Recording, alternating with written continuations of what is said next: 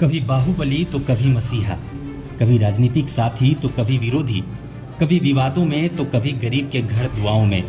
ये उस शख्स की कहानी है जिसने संसद और सड़क दोनों पर अपने तेवर दिखाए। नाम है पप्पू यादव। बिहार की राजनीति में उनकी पहचान विरोध, विवाद और विश्वास से बनी है। पप्पू यादव की कहानी किसी थ्रिलर फिल्म से कम नहीं। उन्होंने राजनीति के उस दौर में कदम रखा जब जाति, बाहुबल और दबदबा ही सत्ता का पासवर्ड हुआ करता था। उनकी सेवा, संघर्ष और दबंग अंदाज ने उन्हें भीड़ से अलग बनाया और शायद इसी वजह से बिहार में आज भी लोग कहते हैं नेता तो बहुत हैं लेकिन पप्पू जैसा कोई नहीं। पप्पू यादव आज लोगों के लिए मसीहा हैं लेकिन कभी बाहुबली हुआ करते थे। ऐसे ऐसे काम किए कि जेल तक जाना पड़ा।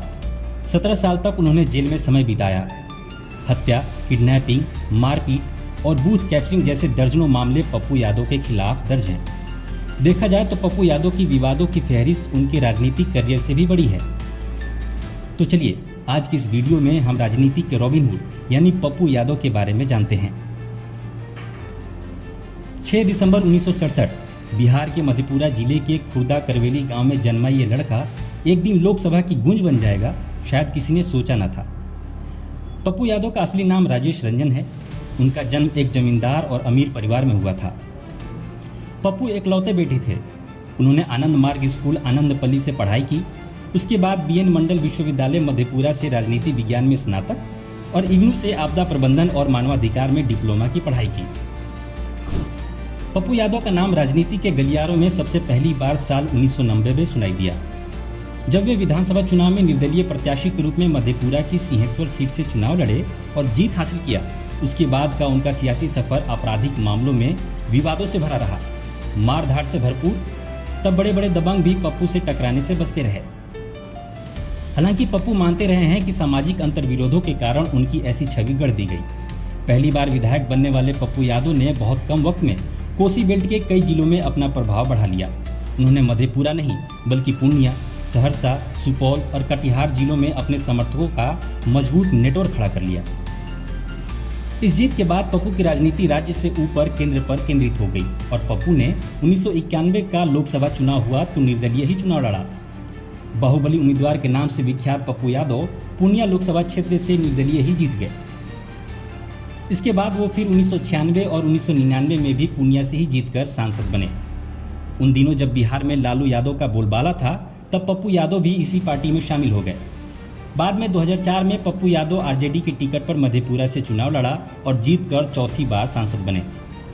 लेकिन वर्ष 2008 में उन पर चल रहे हत्या के मामले में फैसला आने के बाद उनकी सदस्यता रद्द हो गई और वो जेल चले गए।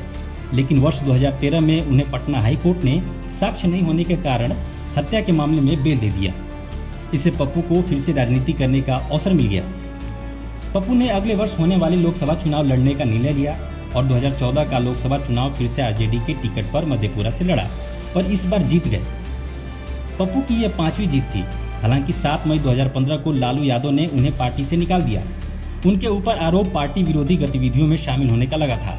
इसके बाद पप्पू यादव की आरजेडी से दूरी बढ़ने लगी और मात्र 1 वर्ष बाद 2015 में पप्पू यादव आरजेडी छोड़कर अपनी एक अलग पार्टी बना ली। नाम रखा जन अधिकार पार्टी। पप्पू 2019 का लोकसभा चुनाव अपनी ही पार्टी से लड़े और इस बार वो हार गए।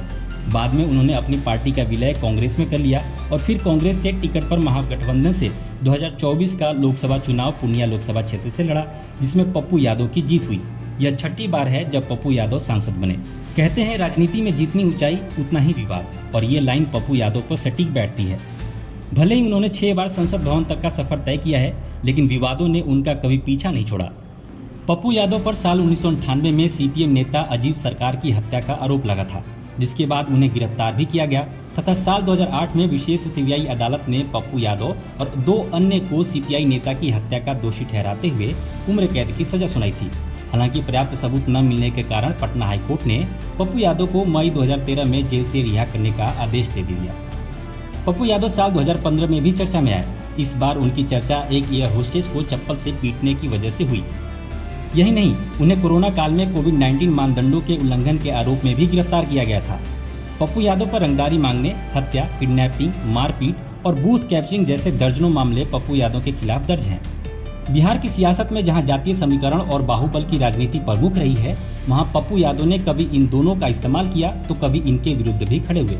उनकी छवि समय के साथ बदली और आज वे एक ऐसे नेता के रूप में जाने जाते हैं जो व्यवस्था को चुनौती देने का मादा रखते हैं। उनकी लोकप्रियता इस बात का सबूत है कि लोग सिर्फ छवि नहीं, सेवा भी देखते हैं।